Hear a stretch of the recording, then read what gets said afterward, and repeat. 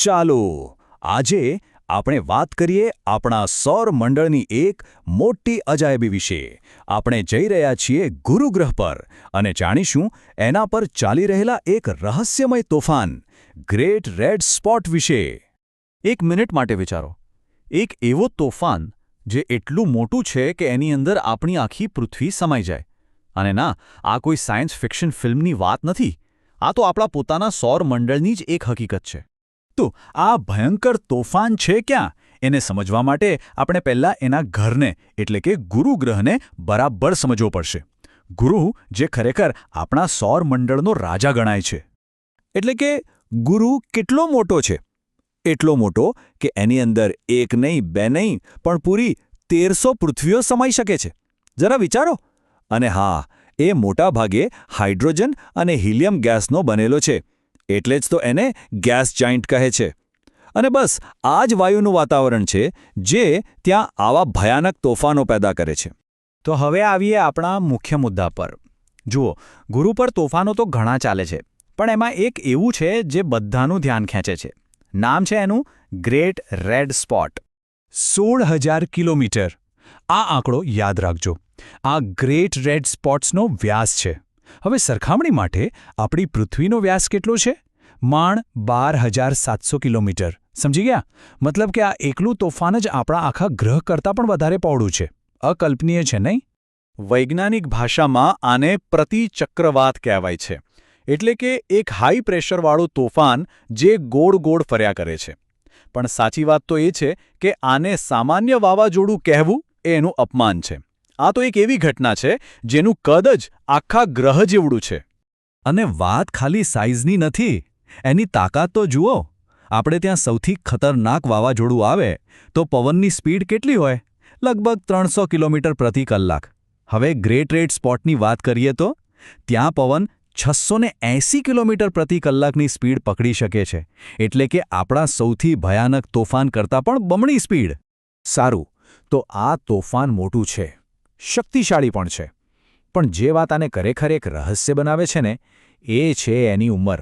આ તોફાન સદીઓથી, જી હા, સદીઓથી ગુરુના વાતાવરણમાં ચાલી રહ્યું છે. તો સવાલ એ થાય કે આ કેટલું જૂનું છે? વૈજ્ઞાનિકોનો અંદાજ છે કે ઓછામાં ઓછું 350 વર્ષથી તો આ ચાલી જ રહ્યું છે.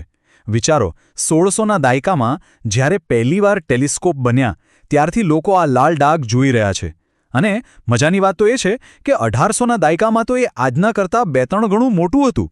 એનો મતલબ કે આ કોઈ સ્થિર વસ્તુ નથી, એ સતત બદલાઈ રહ્યું છે. આ બધી વાતો સાંભળીને મનમાં બે મોટા સવાલો આવે. પહેલો, કે ગુરુ પર આવા રાક્ષસી તોફાનો બને જ કેમ છે? અને બીજો, સૌથી મોટો સવાલ, આનો રંગ લાલ કેમ છે? ચાલો પહેલા સવાલનો જવાબ શોધીએ. ગુરુ પર તોફાનો આટલા લાંબા કેમ ચાલે છે? કારણ સીધું છે. ગુરુ આપણી પૃથ્વી જેવું નથી.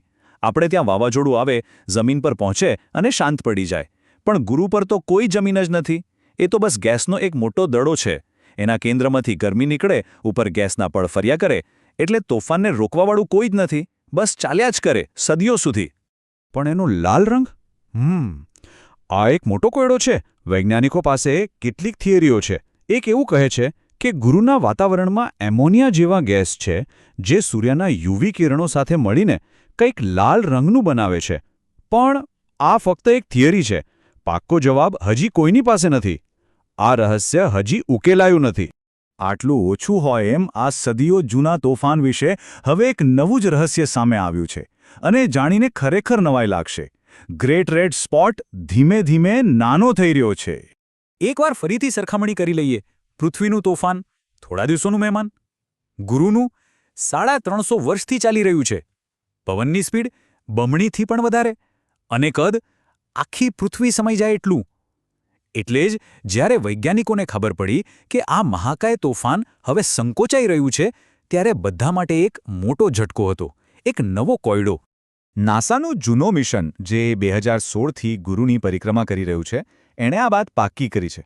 એના ડેટા બતાવે છે કે હા, ગ્રેટ રેડ સ્પોટ નાનો થઈ રહ્યું છે. અને એટલું જ નહીં, એનો આકાર પણ બદલાઈ રહ્યો છે. પહેલાં કરતાં વધુ ગોળ થઈ રહ્યો છે. મતલબ કે આ સદીઓ જૂનું તોફાન આપણી આંખો સામે જ પોતાનું સ્વરૂપ બદલી રહ્યું છે. તો હવે શું થશે? શું આ તોફાન ખતમ થઈ જશે? કેટલાક વૈજ્ઞાનિકોને લાગે છે કે હા, કદાચ આવતા 100 વર્ષમાં એ ગાયબ જ થઈ જશે. બીજા કેટલાકનું માનવું છે કે બીજા તોફાનો સાથે ભળી જશે અથવા નાના નાના ટુકડાઓમાં વહેંચાઈ જશે. સાચું કહું તો પાક્કું કોઈને નથી ખબર. જવાબ હજી ભવિષ્યના ગર્ભમાં છે. અને આ જ વાત આપણને એક છેલ્લા પણ સૌથી મહત્વના સવાલ પર લાવીને ઊભી રાખે છે. ગ્રેટ રેડ સ્પોટનું આ બદલાવવું એ આપણને ગ્રહોના વાતાવરણ વિશે શું નવું શીખવાડી શકે છે? શું આ એક કુદરતી પ્રક્રિયાનો અંત છે કે પછી કંઈક નવા અને અજાણ્યાની શરૂઆત? એક વાત તો પાક્કી છે, ગુરુ આપણને હજી ઘણા રહસ્યો બતાવવાનો બાકી છે અને એ જાણવા માટે આપણે રાહ જોવી પડશે.